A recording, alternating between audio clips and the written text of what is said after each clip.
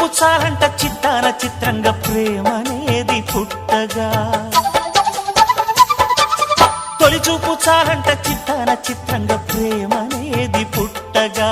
10 మంది అంటుంటే విన్నాను ఇన్నాళ్ళు నమ్మలేదు బొత్తిగా ఆ కళ్ళలో ఆ నవ్వులో మహిమ ఏమిటో